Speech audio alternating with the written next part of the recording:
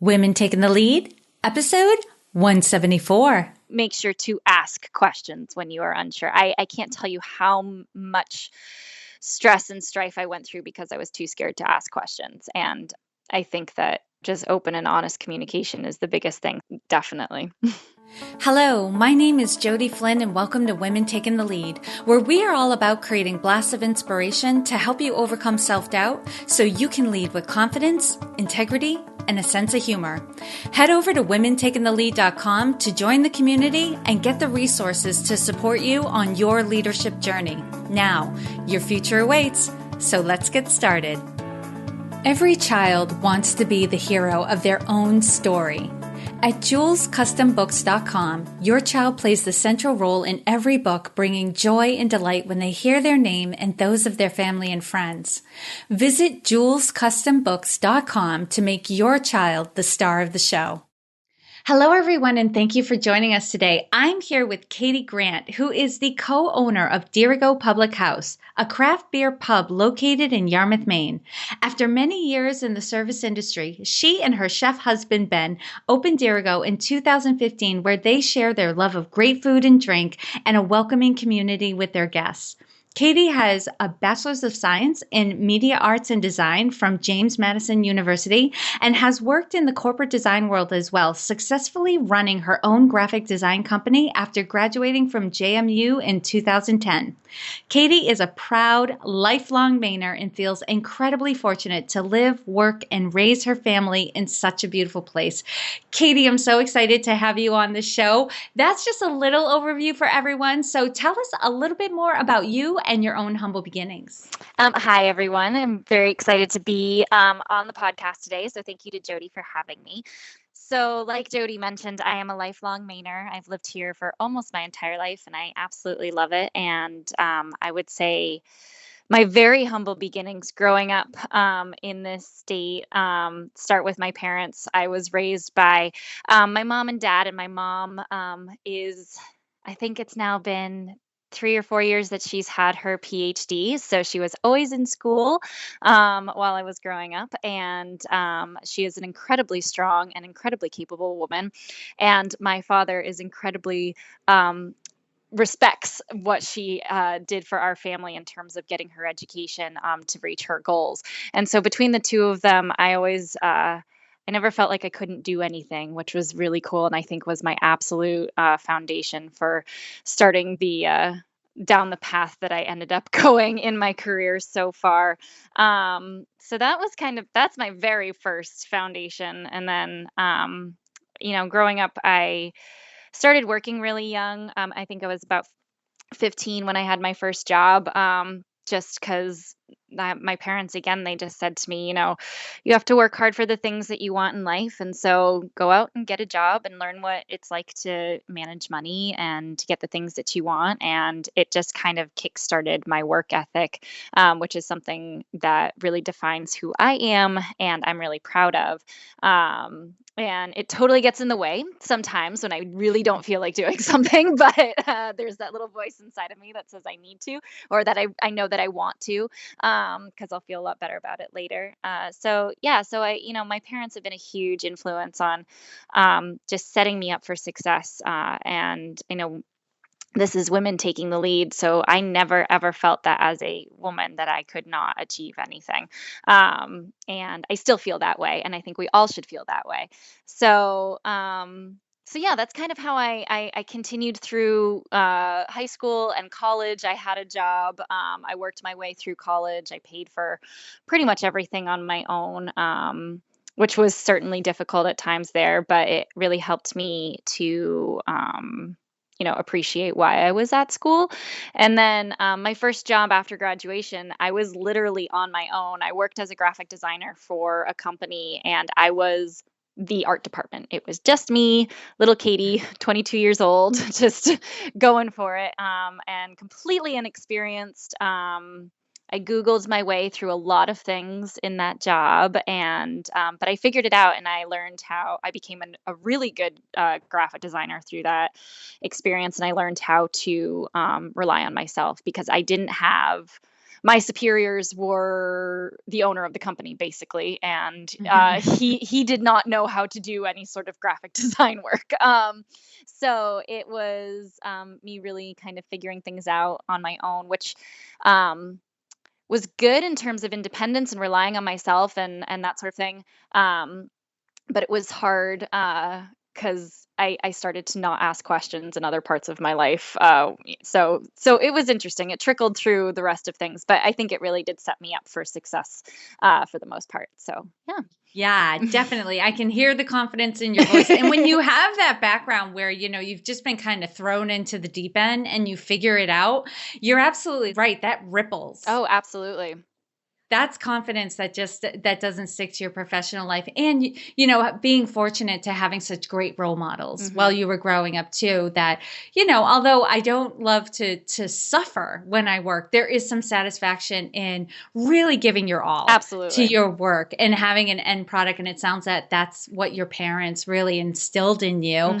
And before we go any further, I really have to acknowledge, because everyone has to know that you are the designer of the Women Taking the Lead logo and the artwork. I know for the most part we keep it secret and under wraps because you've pivoted in your career. But I constantly get questions on who did your logo and who did that. And I feel very fortunate that I caught you right before you were transitioning. Absolutely. And it was such a fun project to be involved with. And I when we were working on it, I knew I was transitioning out, and I was completely sad because I was like, oh, I want to, be involved with this.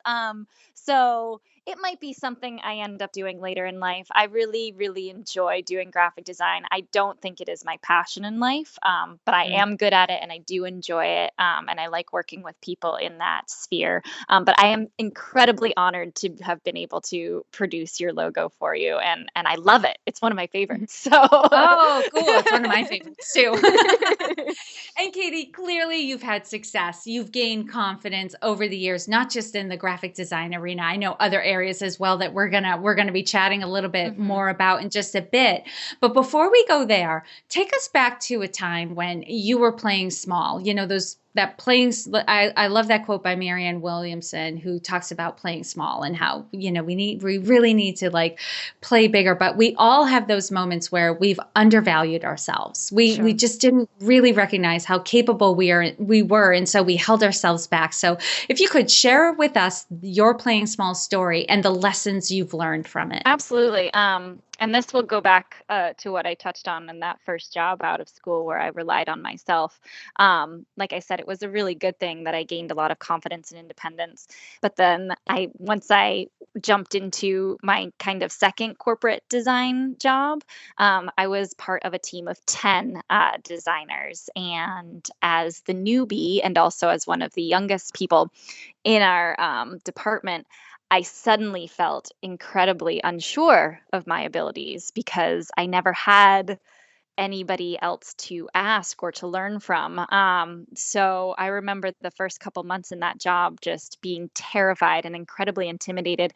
And the people I was working with were the nicest people ever. And I haven't worked with them for probably 3 or 4 years now. And I'm still, really close with them. And so I never asked questions, and I totally suffered for that. And finally, I just kind of got over it. And I said, there's no problem asking questions. And this is a mantra that I still say to myself every single day.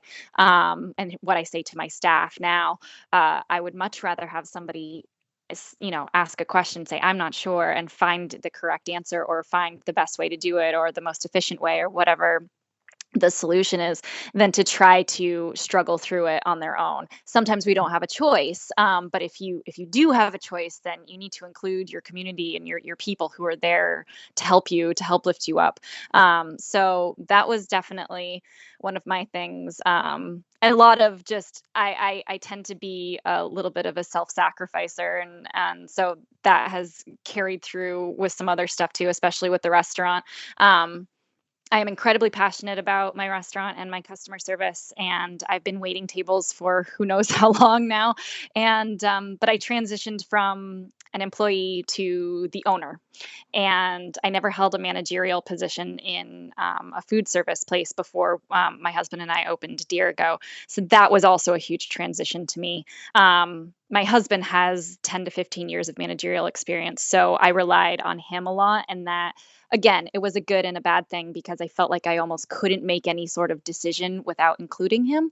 Um, and I was just unsure of my decision-making skills. And so I have since, really gotten a lot better at that. And I don't always make maybe the best decision, but it is always a situation to learn from. And I certainly have a lot more confidence now, reminding myself that you can ask the question or you can go ahead and make the decision and learn from it or be okay, or maybe it's the right decision or whatever it is. So, those are my moments for sure. I love it. I love it. And there's really a lot to be said for that. So many things were coming up for me as you were sharing that yes, of course, it's great to be resourceful and to be able to find some answers on your own. But if you're in a time crunch or somebody already has the answer at the ready and it's not really something that's going to contribute to you overall, like so much easier to just ask them. And I also really want to acknowledge you because this is a stumbling block for a lot of people, not just women, like people in general, where you're going from an area where you've mastered it, right? Graphic design, you pretty much mastered it. There's almost nothing you couldn't take on. Right before you transitioned out, you were at the point where there was probably no project you couldn't have taken on where you couldn't have at least figured it out and done a fantastic job for, right? Thank you. That place of mastery to going to an area where you didn't have a lot of experience and it like you were going to be going, down to like a lower level of development, I guess, for lack of a better term, being in the restaurant business, being the manager, where you were going to have a lot of questions, you were leaning on your husband a lot. It's difficult for people to transition when they know they're going to lose, quote unquote, rank. Absolutely. To do it. Absolutely. And it's the same exactly what you said with mastering something. I am an amazing server.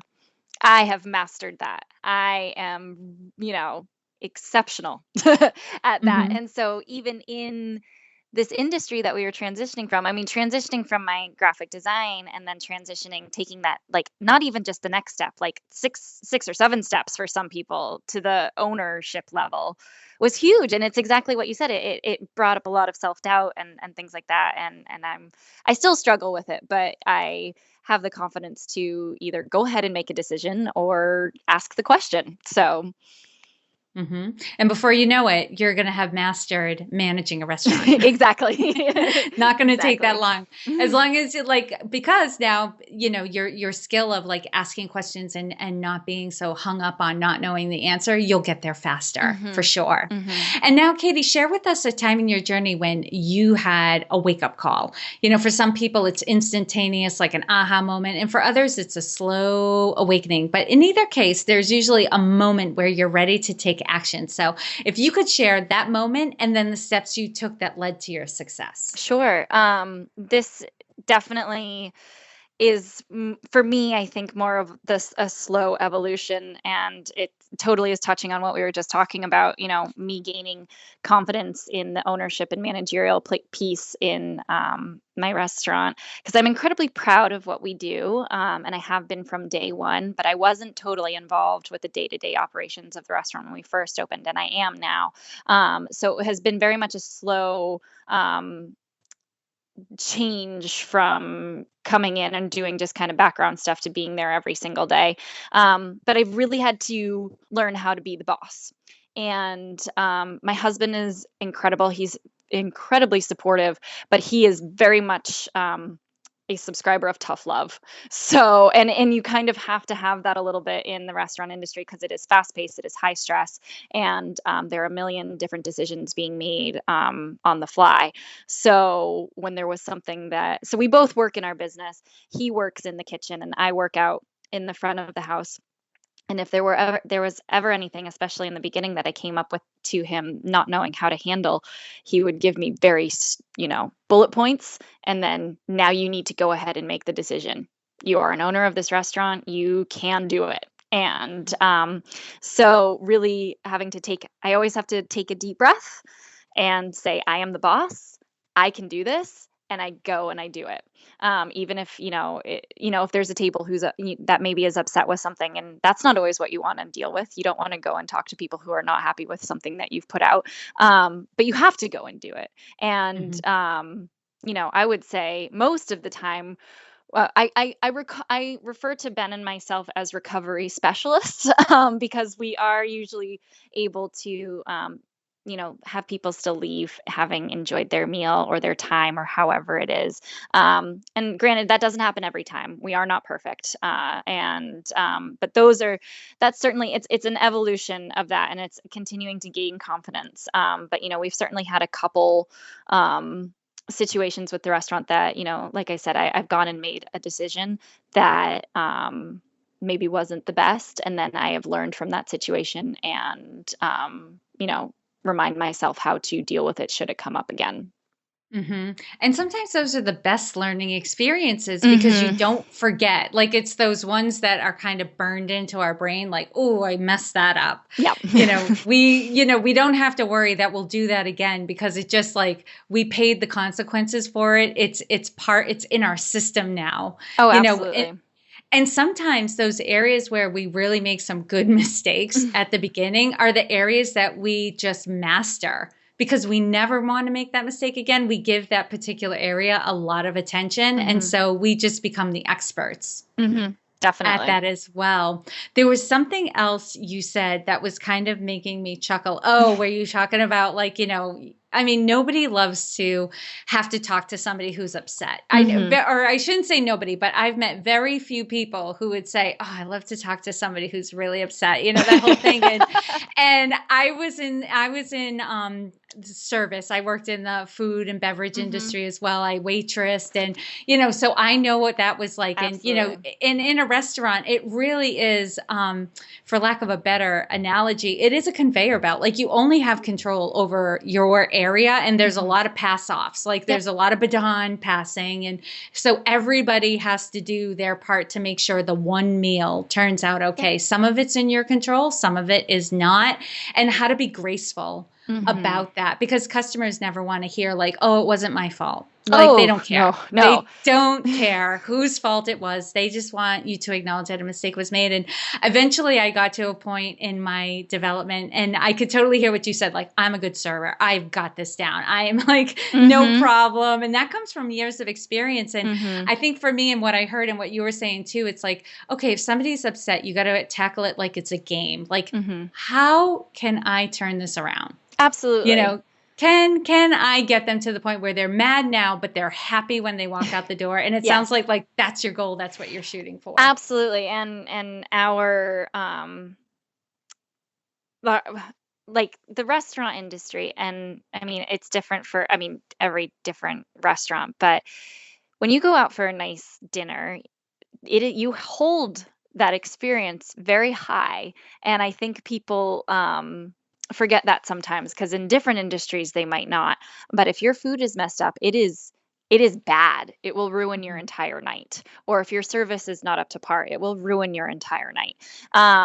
And so we always have to keep that in mind, and it's a perfectionist standard that kind of happens in the restaurant world that is, and we just try to be as consistent as we possibly can. And then, like you said, it becomes an exercise in reading people, because you never know what you're going to get on any given night. You could have, we could have an incredibly busy night with every single person just ecstatic walking out the door, or we could have a very busy night with a couple people who aren't ecstatic, and hopefully they are by the time they leave. And if and it's relying me as the owner and the person who will take responsibility for everything.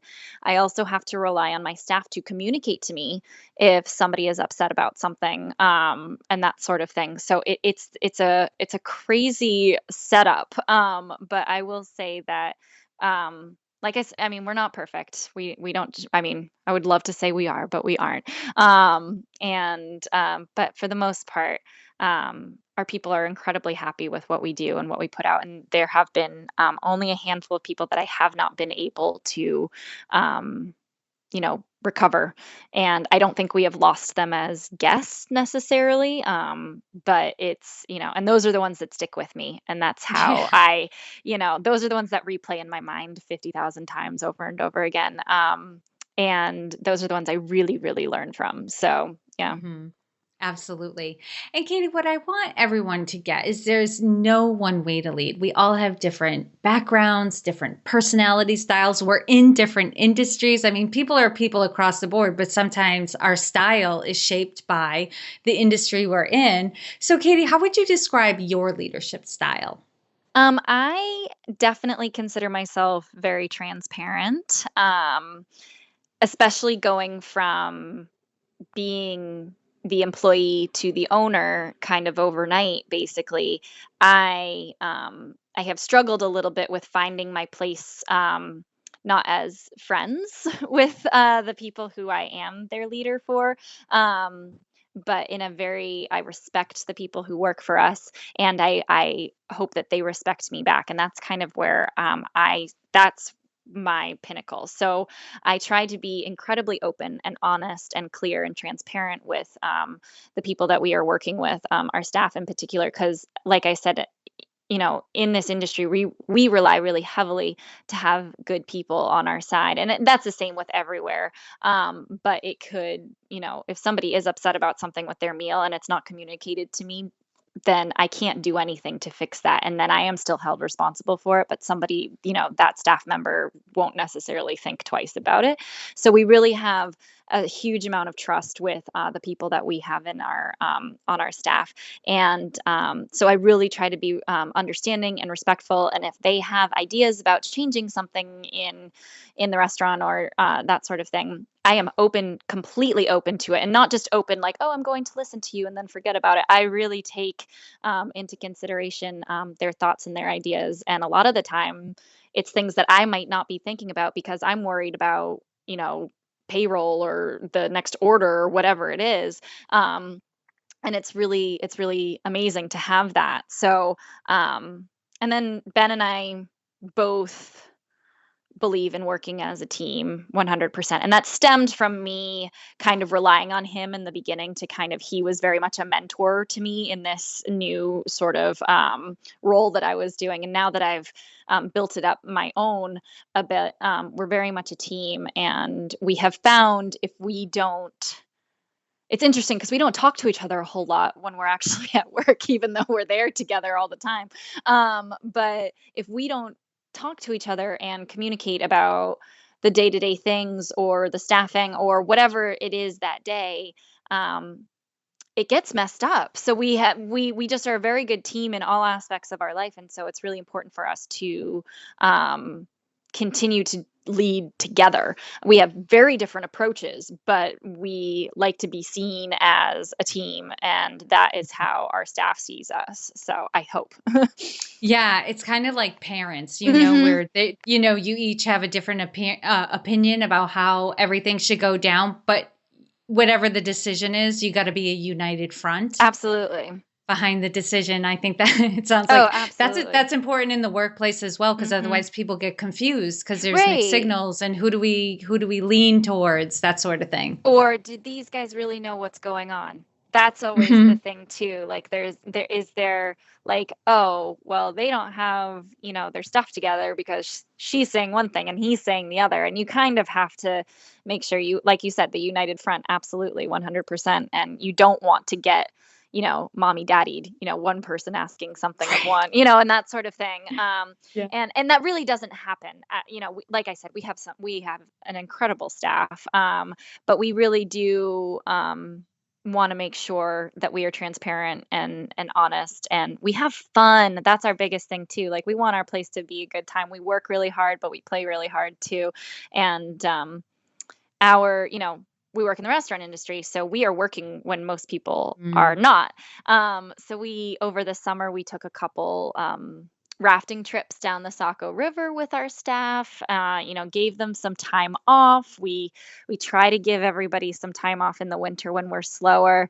And if the numbers work out, we make sure if we can take that time off that they all get paid, which is something that is kind of unheard of in our Yeah. industry. Because you work for your tips, and if you don't work, you don't get any tips. So we try to do that. It always is dependent, whether financially we can make that happen for everybody. But that's the thing too, and I think that goes back to the respect thing. Like, we respect our people, and that they need some time off, and that they are working incredibly hard for us. And it's easy sometimes to fall into the I'm the owner and I have to deal with everything, and you don't understand, da da da da da. And it's really important to remember who's holding you up. So that's our big thing. Have fun and make sure our people are having fun, and because it'll help everybody work harder. Yeah. And Katie, what is one thing you're working on right now that you're really excited about? We have a new menu coming out.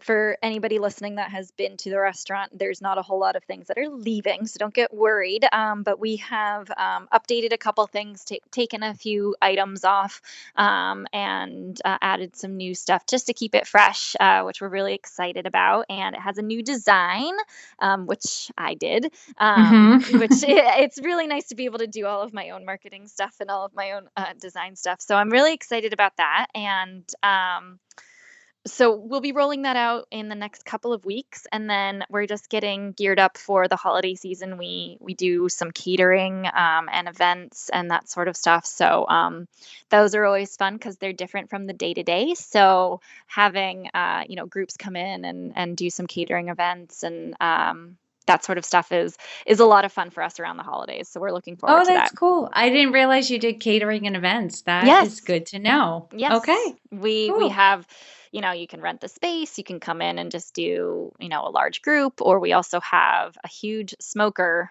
that we can do large amounts of food in for offsite type of things too. Nice. And Katie, what would you say is the biggest leadership or business challenge that you're faced with right now?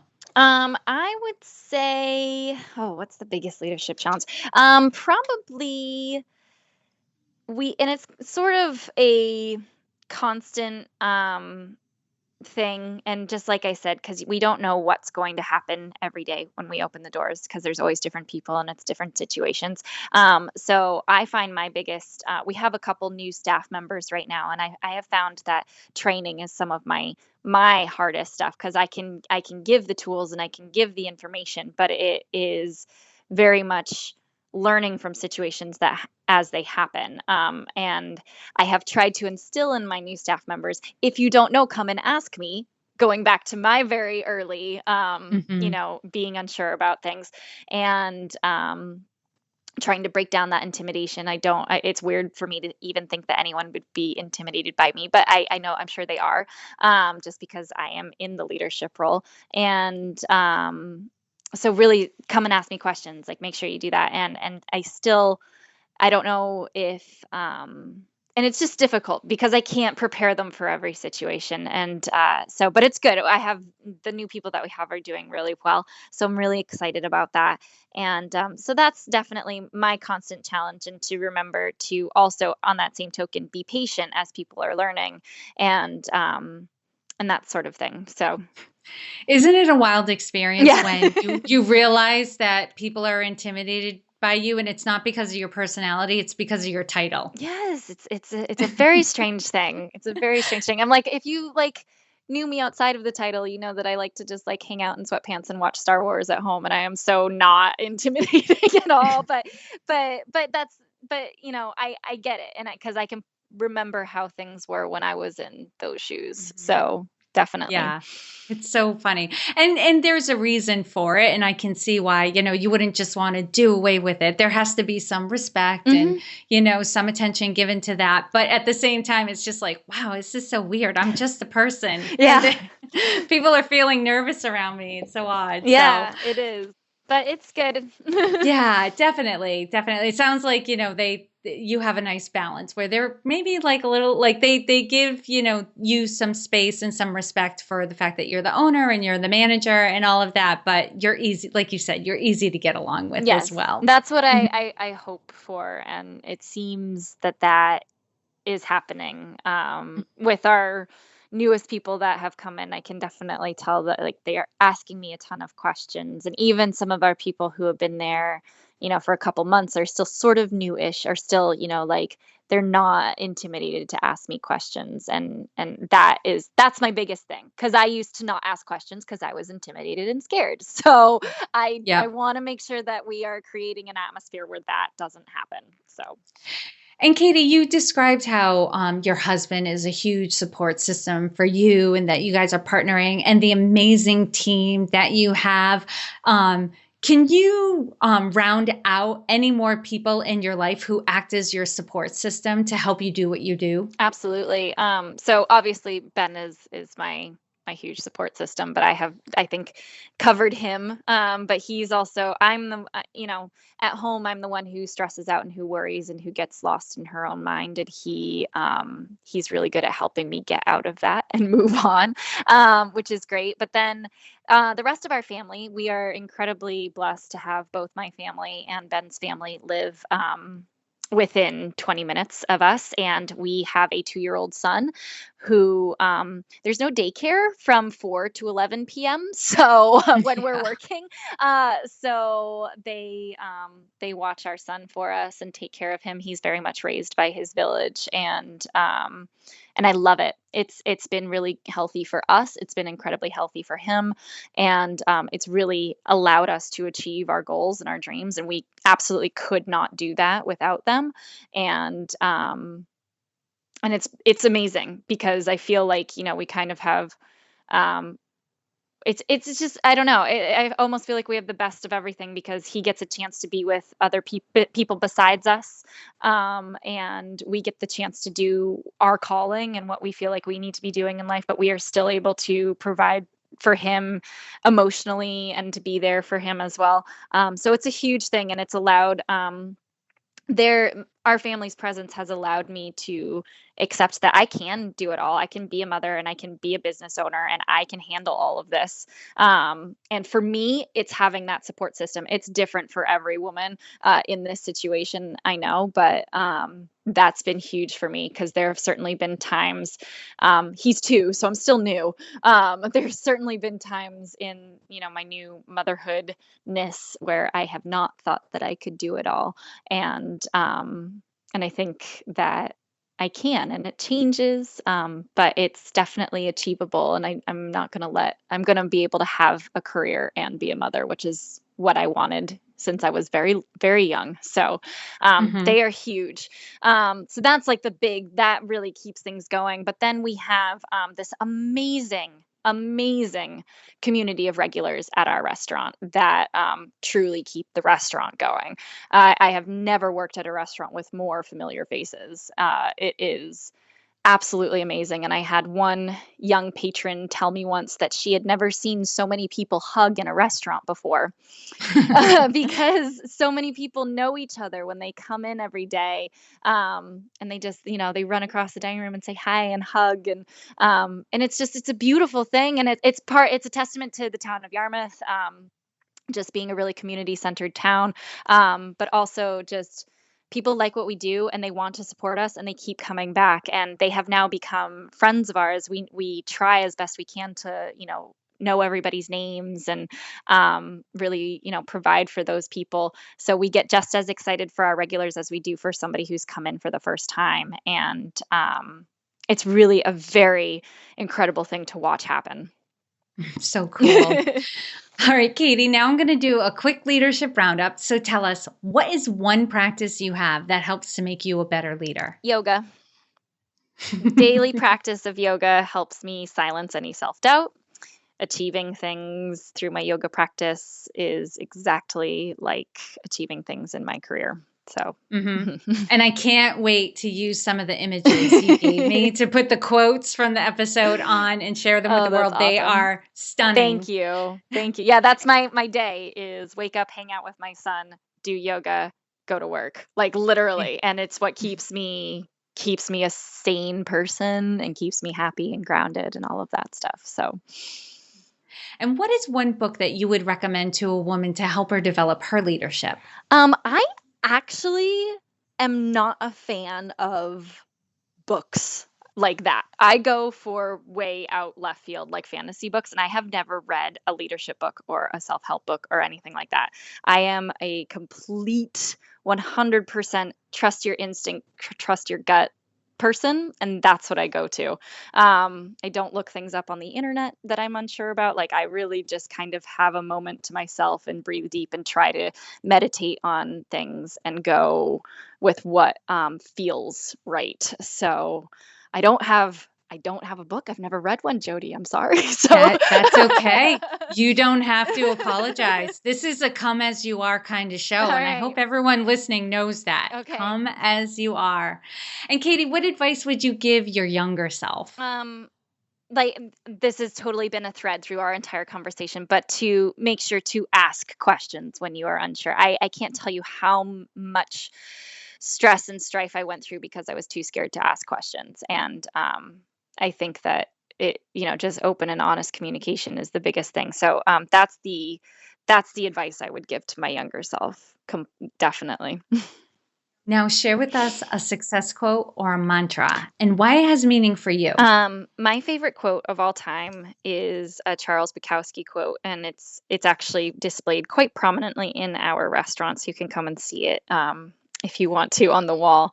But it is an excerpt from a quote that he gave for Life magazine in December of 1988 about the meaning of life. So it's a much larger, longer quote, but the part that I like the most: "We are here to laugh at the odds and live our lives so well that death will tremble to take us." And it is a constant reminder to me to take risks, to have fun, to enjoy every second I can from life, but to also, deal with the parts that aren't always pretty and they're maybe messy, but to just live through them, feel them, get through it, and really, like he said, live my life so well that it won't matter. I love that. And lastly, Katie, what is the best way for those listening to connect with you? The best way, I know not everyone will be local, but the best way is to come and see us. We are located at 305 US Route 1 in Yarmouth, Maine. For anybody who's local, we're open 6 days a week. We're closed on Tuesdays for dinner only. We open at 4:00, so come say hi. And if you want to check things out from afar, we are on Facebook, facebook.com/Dirigo Public. We are on Instagram as well, at Dirigo Public House, or you can check out my personal Instagram if you would like to, for lots of yoga pictures. And that is kt.grant, just the letter K and the letter T. And then we also have a website at dirigopublichouse.com.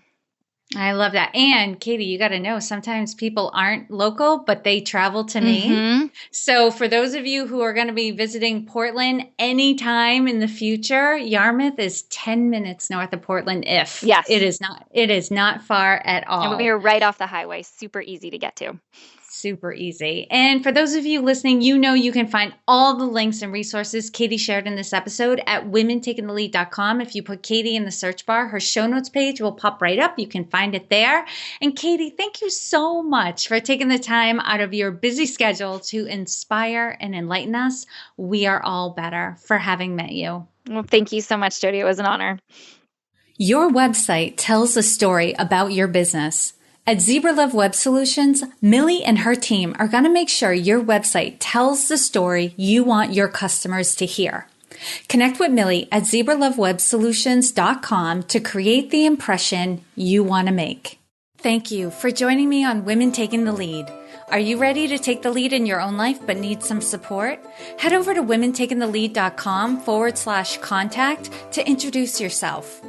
And to strengthen you on your leadership journey, I'd like to send you off with a quote from Marianne Williamson. Our deepest fear is not that we are inadequate. Our deepest fear is that we are powerful beyond measure.